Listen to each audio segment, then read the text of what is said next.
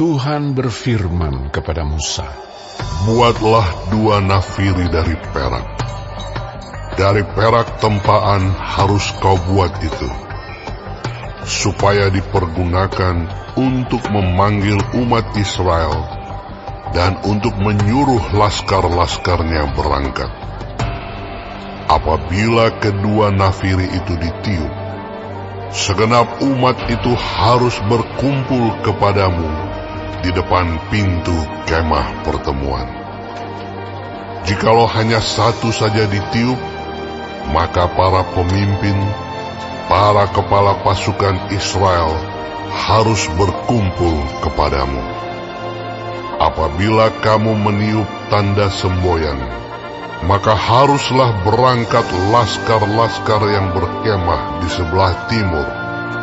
Apabila kamu meniup tanda semboyan kedua kalinya, maka haruslah berangkat laskar-laskar yang berkemah di sebelah selatan. Jadi, tanda semboyan harus ditiup untuk menyuruh mereka berangkat.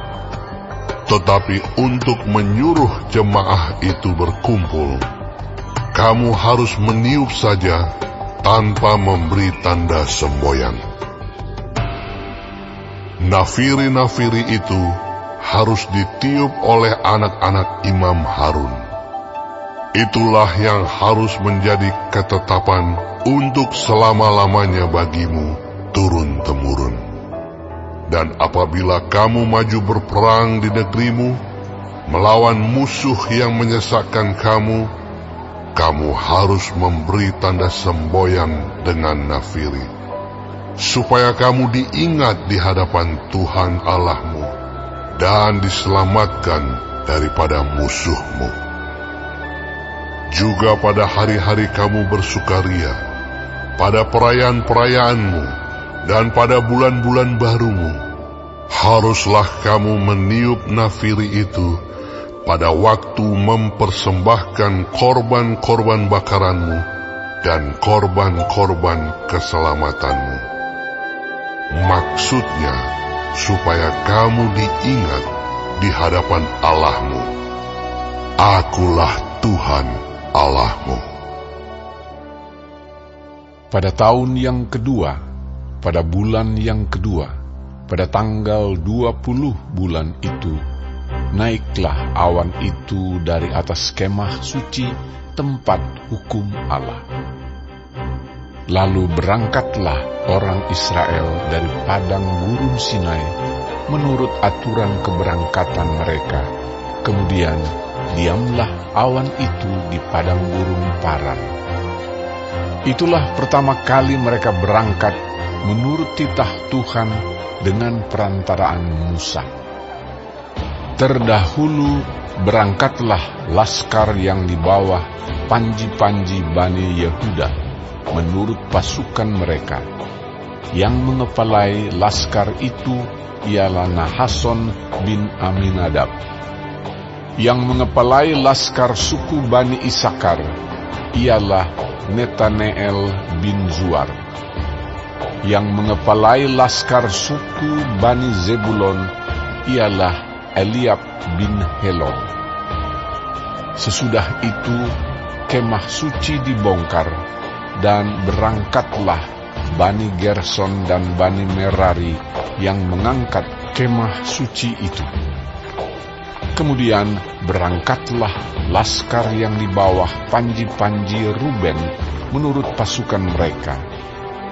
Yang mengepalai laskar itu ialah Elizur bin Jedeur. Yang mengepalai laskar suku Bani Simeon ialah Selumiel bin Zurisyadai. Yang mengepalai laskar suku Bani Gad ialah Eliasaf bin Rehuel. Sesudah itu berangkatlah orang Kehat yang mengangkat barang-barang tempat kudus. Kemah suci sudah dipasang sebelum mereka datang. Kemudian berangkatlah laskar yang di bawah panji-panji Bani Efraim menurut pasukan mereka. Yang mengepalai laskar itu ialah Elisama bin Amihud. Yang mengepalai laskar suku Bani Manasye ialah Gamaliel bin Pedazur. Yang mengepalai laskar suku Bani Benyamin ialah Abidan bin Gideoni. Sebagai barisan penutup semua laskar itu, berangkatlah laskar yang di bawah panji-panji Bani Dan menurut pasukan mereka. Yang mengepalai laskar itu ialah Ahiezer bin Amishadai. Yang mengepalai laskar suku Bani Asher ialah Pagiel bin Okran. Yang mengepalai laskar suku Bani Naftali ialah Ahira bin Enam. Itulah aturan keberangkatan orang Israel menurut pasukan mereka ketika mereka berangkat. Lalu berkatalah Musa kepada Hobab, anak Rehuel, orang Midian, mertua Musa. Kami berangkat ke tempat yang dimaksud Tuhan ketika Ia berfirman, Aku akan memberikannya kepadamu. Sebab itu ikutlah bersama-sama dengan kami. Maka kami akan berbuat baik kepadamu. Sebab Tuhan telah menjanjikan yang baik tentang Israel. Tetapi jawabnya kepada Musa, Aku tidak ikut, melainkan aku hendak pergi ke negeriku dan kepada sanak saudaraku. Kata Musa, Janganlah kiranya tinggalkan kami. Sebab engkaulah yang tahu bagaimana kami berkemah di padang gurun. Maka engkau dapat menjadi penunjuk jalan bagi kami. Jika engkau ikut bersama-sama dengan kami, maka kebaikan yang akan dilakukan Tuhan kepada kami, akan kami lakukan juga kepadamu. lalu berangkatlah mereka dari gunung Tuhan dan berjalan 3 hari perjalanan jauhnya.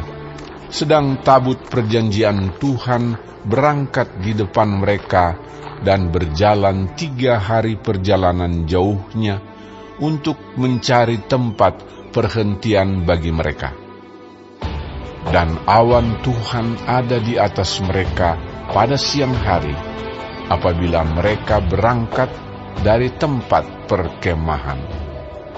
Apabila tabut itu berangkat, berkatalah Musa, Bangkitlah Tuhan, supaya musuhmu berserak, dan orang-orang yang membenci engkau melarikan diri dari hadapanmu.